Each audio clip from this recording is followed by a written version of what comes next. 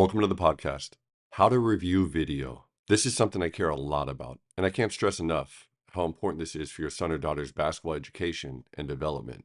So since you're here, I'll assume that you already know how important this is, and that you want to know more about the hows, whys, and other details of how to best proceed. First and foremost, you can use your phone. You don't need expensive equipment or a big bulky tripod. You just need your phone.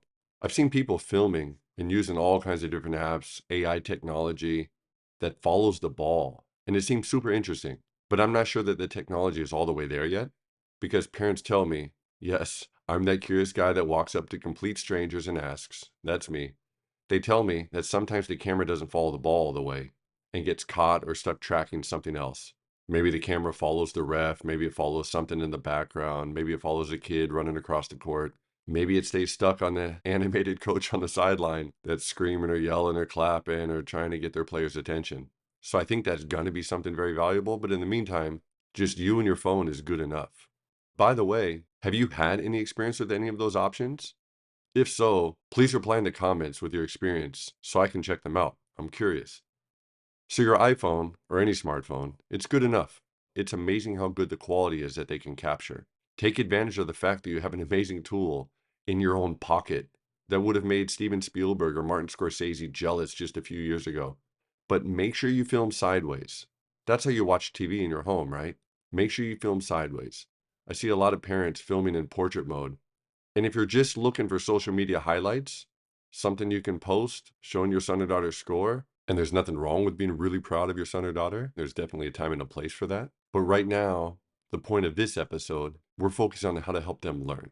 If you really want them to be smarter, if you really want to review film, you're going to be watching it on your TV at home or a laptop or an iPad.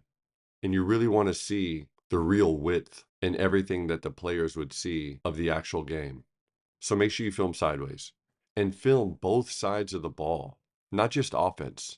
Again, you want them to improve, not just score points. You don't want to just show highlights. You don't just want to look at their good stuff. For sure, they need to see that too, to know that their hard work is paying off. But you want to find the weak areas. You want to find the areas where they can most improve. And sometimes when you're on the court as a player, you don't necessarily see it from that vantage point. So you need to see it from the outside. So make sure you film sideways and make sure you're filming the entire game, not just when they're on offense. Don't stop when the ball goes the other way. Don't stop just because they miss a shot. Delete it and then wait until they're on offense again. Make sure you film offense and defense. Film both sides of the ball. But you don't have to film the whole game, unless you're the coach, that is, and you ask your wife or somebody else in the crowd to film it so you can study for the whole team. This is mainly for the parents. You don't need to help all the kids necessarily if you're just a mom or a dad. You want to help your own kid. So you don't need to film when they're not in the game. Unless you have plans of having film review parties and inviting the whole team to your house, you just need to film your own son or daughter. Try to stop and start frequently. After makes, after dead balls, you want to end up with a bunch of small clips. You don't want to film and have one 20-minute clip. That's going to be really hard to find and dig in and get the exact clips that you want. Because keep in mind that your child might not focus like you do. It's the TikTok generation. And then it's also easier when you film in these small clips to send something special to grandma or grandpa. If you find a really nice finish, they have a reverse layup, they had a nice steal, something like that. It's easier to find and then text it to grandma or grandpa. And then you can also delete as you go sometimes. So maybe nothing of importance happened. Team calls a timeout. You can go back and delete that last clip. That way you're not forcing your son or daughter to watch extra footage with you that's not going to help them anyway. So it makes sense to stop and start frequently. You want to have a bunch of shorter clips. As far as technology, the process behind the scenes, you have to figure some of this out on your own because I'm not an official representative of the Geek Squad, but you're going to have a bunch of small clips and you have to find the best way to get the footage from your phone to the TV. The way I do it, the way we do it at home, I happen to use an iPhone and I just airdrop them to a computer hooked up to the TV screen. I'm not saying that's the best way. That's just the way that we do it. So if you have a better way, by all means do that. And then please leave a comment so I can maybe adapt and do it your way if that's better. But that's the way we do it. And we have 4 kids and years and years and years of experience doing it already. And it works for us. But you can use AirPlay or any other method you know about to get the clips on your TV. Worst case scenario, which isn't even that bad, you can just put them on an iPad or a laptop. But it's better if you can get them on the biggest screen possible ideally the same place you guys sit to watch games on TV, so it feels real and they get used to seeing themselves on the big screen. But I want to stress this again, I'm generalizing, but we're talking about the TikTok generation. We're talking about kids that maybe don't have the longest attention span ever. You can work on that, you can train that, you can improve that, but we know what we're dealing with. So watch in small doses. Don't review game film for hours at a time. You don't have to watch all of their game. Watch for 15 minutes at a time. Sit down here and there and make sure they get to see it. And just those 15 minutes is enough sometimes. And if you can, try to force yourself to have a certain approach with your delivery. Try to start and stop with something positive. Start by sitting down and reminding them some of the really good things that they did. Let's call this the sandwich approach. And the slices of bread are the ends, the beginning and the finish. Everything in between is super important, but a sandwich isn't appealing if the bread is moldy. It's disgusting, right? So give them something good to think about. Sit down before you start watching the footage, tell them something positive. Then, as you watch the footage, find the areas, stress the areas, show the areas that were weak or needs improvement, and finish with another positive. So whenever you're done watching the video, try to recap something positive, some areas that need to improve, and finish with something positive. That's your sandwich. Positive, constructive criticism, and then end with a positive. For example, you played really hard yesterday, buddy. Great job. Your coaches are going to love it if you keep sprinting hard like that. And as you watch the video, you need to do a better job following through. Look how you didn't snap your wrist all the way. Or you have to go make contact with your man on box outs. You can't just stand under the rim and expect the ball to fall right to you. Or that was a good idea, but you telegraphed the pass. See that? See how your eyes were looking there too long? Don't stare at your target for 2 or 3 seconds and then pass it there. You got to look somewhere else. You got to pass fake first. Or you got to bend your knees more and slide your feet so you don't get beat off the dribble so easy. And at the end, you would tell them something like, overall, you did a great job and I can see a lot of improvement. Just keep working because all those extra drills, they're all paying off. And do the best you can, and this is sometimes easier said than done, do the best you can to stay calm. Be harsh when necessary, but don't lose your temper. Don't get mad again and again and again at the same clip. Stay calm. Remember, you want them to love this. You don't want them to dread coming into the video room with you. You want them to look forward to it. You want them to learn. At the end of the day, you want to help them. That's why you're doing it. But no matter what, never lie. They'll see right through it. If you're not sure, don't say it, but don't lie. You'll lose their trust and they'll stop listening to you in the future. And don't expect immediate results. It takes time, but you know that you're putting good information in there. You're inserting good information into their brains, and it helps them learn. It helps them to see. And it's a chance for them to better understand what you see from the sideline. Because once again, when you're on the floor, you have a very different vantage point. So what you see from the side, and this phrase gets said a lot on sports radio and in the newspapers, there's always couch coaches. So it's easier to see things from the sidelines.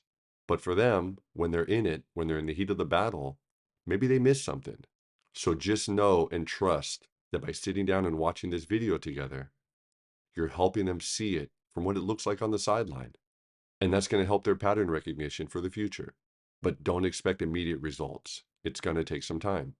Be consistent, like at least one time a week, and try to find a consistent time of the day to do it.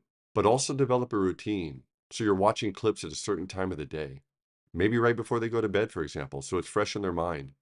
And if you follow the sandwich approach, they're going to go to bed thinking about the good, what they need to get better at, and something else good.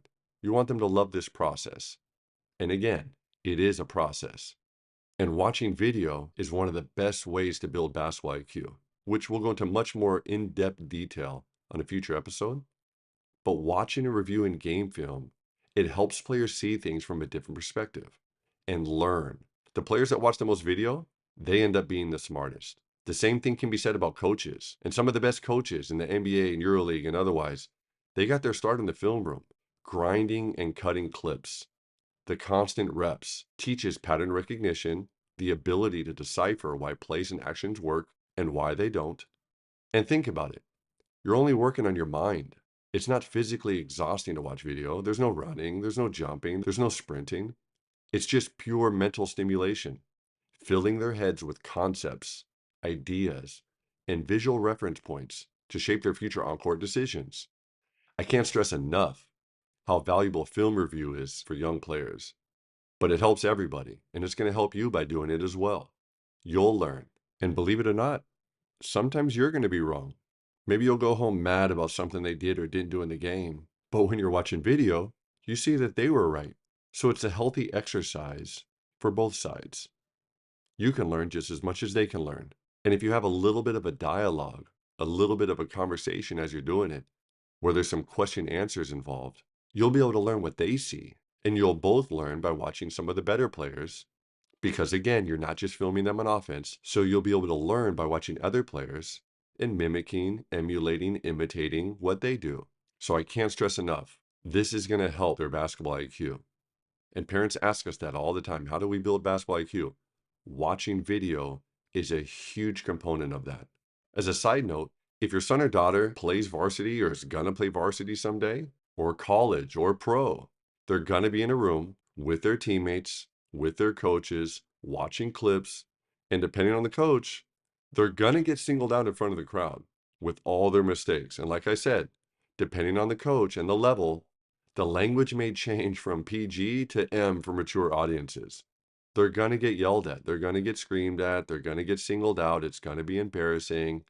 And it's meant to hurt their feelings with the hope of making sure they don't repeat that behavior again. Coaches want their players to box out. They don't want them to get beat back door. They want them to make the extra pass. They want them to run wide. They want them to sprint to their spot. They want them not to forget plays. So if they're ever going to play at the varsity level or higher, they're going to be watching video as a team. And if you can get your son or daughter used to that, if you can get them comfortable being uncomfortable, it's going to be easy when their coach is leading a difficult film session and pointing out mistakes. And your son or daughter, they won't be so embarrassed if and when they make a mistake because they've already been through the process with you and they're used to that. And they treat it as a learning opportunity rather than somebody's trying to hurt my feelings. But keep an eye on how they handle feedback because you need to adjust your approach to make sure that this helps them. And also, keep an eye on how they handle it when you're watching video, if they're alone with you, or if a sibling is in the room or somebody else is in the room. Because the goal isn't to make them overly defensive. You want to help them. So keep an eye on the environment to try to make sure you're creating the right mood, the right feel, to get them to be open to learning, open to taking constructive criticism, and open to growing.